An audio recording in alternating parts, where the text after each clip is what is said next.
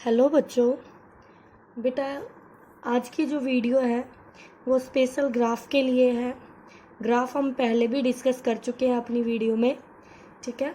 तो आज देखिए, आज हम कौन से ग्राफ की बात कर रहे हैं। आपके पास है एक बॉडी है जिसको वर्टिकली अपवर्ड थ्रो किया जा रहा है। ऐसे अपवर्ड आप थ्रो करेंगे, ऊपर की तरफ फेंकेंगे। तो बताइए उस सिचुएशन में आप क्या क्या जानते हैं। तो सबसे पहले बात कि हमें ये पता है कि जब हम एक बॉडी को वर्टिकली अपवर्ड थ्रो करते हैं तो उस बॉडी की यू इनिशियल वेलोसिटी जीरो नहीं होगी। तो ये बेटा इनिशियल वेलोसिटी जीरो नहीं है। फिर हमें पता है कि जब हम एक बॉडी को वर्टिकली अपवर्ड थ्रो करेंगे तो वो मोशन अंडर ग्रेविटी होगा। वहाँ पे सिर्फ ग्रेविटी इफेक्ट हो रहा है, ग्रेविटेशनल फोर्स लग रहा है। तो एक्सेलरेशन ड्यू टू ग्रेविटी आपकी ऑलवेज वर्टिकली डाउनवर्ड एक्ट करती है बेटा, और डाउनवर्ड डायरेक्शन हम नेगेटिव ले रहे हैं तो एक्सेलरेशन आपका -g एक्ट करेगा। अब ये कहता है कि इस मोशन के लिए जब हम एक बॉडी को ऊपर थ्रो करेंगे तो एक बॉडी आपने इनिशियल वेलोसिटी प्रोवाइड की उसको और वो ऊपर जा रही है, ठीक है। ध्यान से सुनना बेटा एक एक बात को। एक बॉडी को हमने वर्टिकली अपवर्ड थ्रो किया और वो बॉडी ऊपर जा रही है, तो आपको पता है कि धीरे धीरे उसकी स्पीड घटती जाएगी। क्यों? क्योंकि स्पीड यानी कि वेलोसिटी और acceleration both are acting in opposite direction. दोनों किस में एक्ट कर रही है? अपोजिट डायरेक्शन में एक्ट कर रही है। इसलिए स्पीड क्या हो जाएगी? डाउन हो जाएगी। तो धीरे धीरे स्पीड उसकी घटने लगेगी और फिर उसकी स्पीड जीरो हो जाएगी। फिर उसके बाद जिस हाइट पर वो जीरो स्पीड अटेन करेगा वो उस बॉडी की मैक्सिमम हाइट अटेन होगी। Maximum height attain by the body. तो उस टाइम पर उस बॉडी की स्पीड जीरो होगी, v जीरो होगी। और यहाँ पर एक क्वेश्चन ये भी पूछा जा सकता है कि क्या ऐसा पॉसिबल है कि एक बॉडी की वेलोसिटी जीरो हो बट उसका acceleration not equal to zero हो। तो बेटा हम इसी केस में बता सकते हैं, जब एक बॉडी को वर्टिकली अपवर्ड थ्रो किया जाता है तो मैक्सिमम हाईएस्ट पॉइंट पे यानी हाईएस्ट पॉइंट पर उस बॉडी का v जीरो होता है लेकिन एक्सेलरेशन उसका -g एक्ट करता है, ठीक है। तो बेटा उसके बाद वो बॉडी फिर क्या होगी? डाउनवर्ड आएगी, नीचे की तरफ आएगी। तो जब बॉडी ऊपर जाएगी तो उसका v कैसा रहेगा? पॉजिटिव रहेगा, ठीक है। लेकिन v घटेगा, डिक्रीज होगा। तो ग्राफ ड्रॉ करने आपको, draw the graph speed time graph और वेलोसिटी टाइम ग्राफ। जब हम स्पीड टाइम ग्राफ की बात करेंगे तो डायरेक्शन का कोई मैटर ही नहीं करती, बस आपको ये देखना है कि किस टाइम पर यानी कि कब घट रही है और कब बढ़ रही है। तो सोचिए स्पीड टाइम, ये स्पीड है बेटा और ये टाइम है। पहले इस ग्राफ की बात कर लेते हैं। तो सुनिए, जब आपने इनिशियली उसको फेंका तो उसके पास कुछ इनिशियल वेलोसिटी थी या स्पीड कहिए आप, यहाँ पर स्पीड थी। तो आपने कहा जीरो टाइम पर उसके पास स्पीड थी ये। तो यहाँ पे मान लीजिए उसके पास जो भी स्पीड थी वो u not equal to zero थी बेटा, ठीक है। ये उसकी इनिशियल स्पीड थी। उसके बाद टाइम बढ़ने लग रहा है और स्पीड घटने लग रही है। देखो बच्चों स्पीड घट रही है, घटते घटते घटते घटते यहाँ पर इस टाइम पर बॉडी अपनी मैक्सिमम हाइट पर होगी, क्योंकि यहाँ स्पीड क्या हो चुकी है? जीरो हो गई है। तो बी पॉइंट पर उसकी स्पीड क्या हो गई है? जीरो हो गई है और बॉडी कहाँ होगी? मैक्सिमम हाइट पर होगी। कहाँ होगी? मैक्सिमम हाइट पर। तो बी पॉइंट हमें क्या बता रहा है? Body attains maximum height and v equal to zero, ठीक है। उसके बाद फिर वो बॉडी नीचे आने लगेगी, नीचे आएगी तो उसका स्पीड जो है वो बढ़ने लगेगा। तो देखिए स्पीड, ये स्पीड, टाइम बढ़ रहा है देखो, और ये स्पीड भी बढ़ रहा है, देखो बेटा ये स्पीड है। फिर वो अपनी मैक्सिमम स्पीड से ग्राउंड से टकरा जाएगी। तो ये जहां से आपने थ्रो किया था बॉडी वहीं पहुंच चुकी है, ठीक है। तो ये इसको कहते हैं बेटा स्पीड टाइम ग्राफ। अब यहीं पे वेलोसिटी टाइम ग्राफ में क्या होगा, ध्यान से सुनिए। जब हम एक बॉडी को अपवर्ड थ्रो करेंगे तो हमारे पास हमें क्या क्या पता है? हमें पता है कि उसकी initial velocity not equal to zero है, तो नॉट इक्वल टू जीरो है, और वेलोसिटी की डायरेक्शन अपवर्ड है तो पॉजिटिव है। तो देखो बेटा ये जीरो है और ऊपर वेलोसिटी पॉजिटिव और नीचे वेलोसिटी नेगेटिव। तो यहाँ पर जब हम उसको थ्रो करेंगे इनिशियली तो वो प्लस v शो करेगी अपनी वेलोसिटी, और उसके बाद धीरे धीरे उसका v का मैग्नीट्यूड घटने लगेगा, लेकिन v ऊपर ही है तो v पॉजिटिव रहेगी, और धीरे धीरे घटकर यहाँ पर उसकी वेलोसिटी 0 हो जाएगी। v क्या हो जाएगी बेटा? 0 हो जाएगी। और यहाँ पर पार्टिकल कहाँ है? वही एट h मैक्सिमम पर है वो, ठीक है। उसके बाद h हाइट मैक्सिमम पर जाने के बाद फिर वो बॉडी नीचे आने लगेगी बेटा।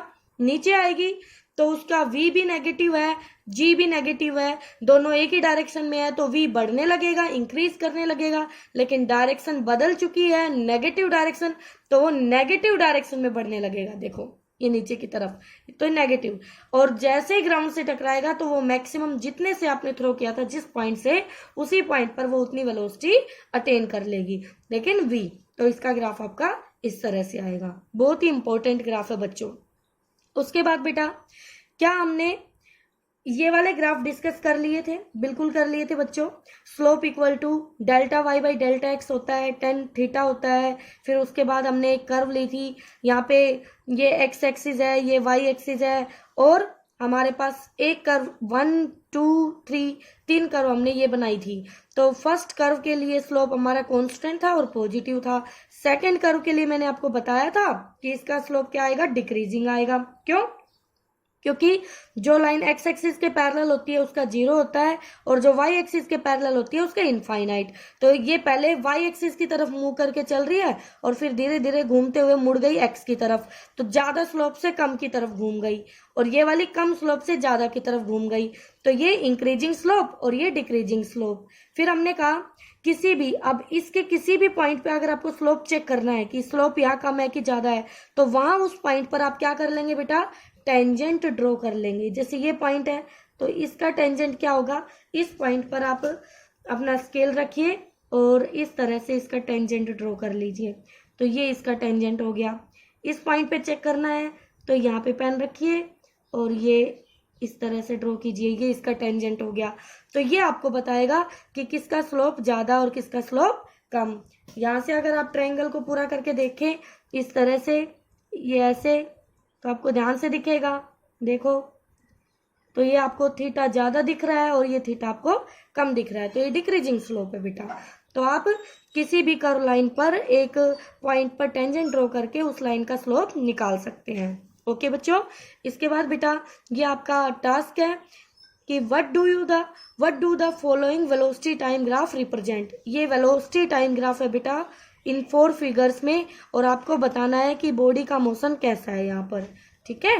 और इसके बाद जैसे हमने एक बॉडी को वर्टिकली अपवर्ड थ्रो किया था बेटा, उसी तरह अगर एक बॉडी को हम डाउनवर्ड ड्रॉप करें तो फिर ग्राफ कैसे होने चाहिए, तो उसके लिए भी बेटा सेम इसी तरह से हम करेंगे। कैसे? देखिए ध्यान से, सिंपल है बिल्कुल। जब एक बॉडी को एक हाइट से हमने ड्रॉप किया और वो रिबाउंड हो गई, और रिबाउंड इलास्टिकली होगी। कैसे होगी? इलास्टिकली, यानी कि वो ग्राउंड से टकरा के अपनी एनर्जी को लॉस नहीं करेगी, ठीक है। तो यहाँ पर जब आप ड्रॉप करेंगे एक बॉडी को तो यू उसका 0 होगा बेटा, एक्सेलरेशन फिर से वही -g एक्ट करेगा। ओके, तो वेलोसिटी टाइम ग्राफ और स्पीड टाइम ग्राफ हमें ड्रॉ करना है, ठीक है बेटा। तो कैसे करेंगे बेटा? सबसे पहले जब हम एक बॉडी को ड्रॉप करेंगे तो उसका v वेलोसिटी स्टार्टिंग में 0 होगा, और जब वो नीचे आएगी तो v वेलोसिटी नेगेटिव होगा, और ग्राउंड से टकराएगी मैक्सिमम के साथ, यानी कि नेगेटिव डायरेक्शन में इंक्रीज करेगी, उसकी वेलोसिटी का मैग्नीट्यूड बढ़ेगा, ठीक है। तो बेटा ये वाला पॉइंट दिखाएगा उसका जिस टाइम पे वो ग्राउंड से टकराएगी। फिर टकरा के वो जब ऊपर जाएगी आपकी वापस अपवर्ड डायरेक्शन में टकराने के बाद, तो उसकी डायरेक्शन चेंज हो गई तो वो पॉजिटिव वेलोसिटी को रिप्रेजेंट करेगा, और मैग्नीट्यूड वहां पर जस्ट बिफोर आपकी स्ट्राइकिंग एंड आफ्टर स्ट्राइकिंग जो मैग्नीट्यूड है वो सेम है बेटा। फिर बॉडी ऊपर जाएगी तो नेगेटिव वेलोसिटी की बजाय अब क्या हो जाएगी? पॉजिटिव, ठीक है। तो डायरेक्शन चेंज किया, लेकिन v धीरे धीरे क्या करेगा? डिक्रीज करेगा, तो v का मैग्नीट्यूड डिक्रीज करेगा बेटा। ये देखो मैग्नीट्यूड डिक्रीज कर रहा है, ठीक है बेटा। तो इस तरह से ये हमारा वेलोसिटी टाइम ग्राफ आएगा। स्पीड टाइम ग्राफ में क्या होगा? डायरेक्शन का कोई झंझट नहीं है। आपने इनिशियली ड्रॉप किया है, u 0 है तो ये उसकी स्पीड है, ये टाइम एक्सिस है तो इनिशियल स्पीड उसकी 0 है। उसके बाद ग्राउंड तक टकराने से पहले इंक्रीज करती रहेगी तो ये इंक्रीज कर रही है। टकराने के बाद फिर वो रिबाउंड होगी, ऊपर जाएगी तो डिक्रीजिंग स्पीड हो जाएगी, फिर जब तक 0 नहीं होगी तब तक वो ऊपर जाती रहेगी। तो इस तरह से ये स्पीड टाइम ग्राफ आपके पास आएगा बेटा। ठीक है, तो ये थे आपके 2 ग्राफ, बहुत ही इंपॉर्टेंट ग्राफ है बच्चों। इसके बाद ये आपका एक, ये सारे कॉन्सेप्ट यहाँ पर इकट्ठे करके लिखे हैं हमने। यहाँ एक्स एक्सिस है, ये वाई एक्सिस है, तो यहाँ फर्स्ट क्वाड्रेंट, ये बेटा आपका फर्स्ट क्वाड्रेंट है, इसको हम सेकंड क्वाड्रेंट बोलते हैं। देख लीजिए, ये आपका फर्स्ट क्वाड्रेंट है, ये आपका सेकंड, ये थर्ड एंड फोर्थ। ठीक है, तो फर्स्ट में आपको 4 लाइनें दिखाई दे रही हैं। पहली line parallel to x axis, slope 0 represent करेगी।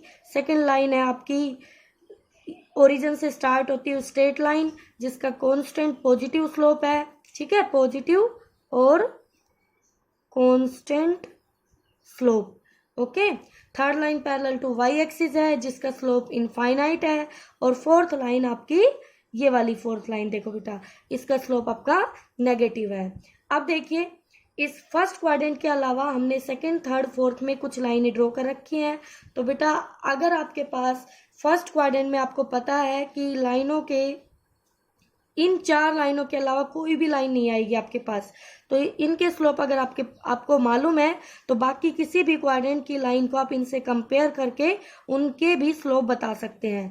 जैसे आपके पास लाइन नंबर 5 को अगर हम देखें तो 5 जो है हमारी, 5 और 7 ये दोनों 4 के पैरेलल है, तो इन दोनों का स्लोप भी कैसा आएगा, नेगेटिव आएगा। ठीक है, और लाइन नंबर 8 और 6 ये दोनों पैरेलल है और ये पैरेलल टू सेकंड लाइन है, तो इनका भी क्या आएगा, स्लोप पॉजिटिव आएगा।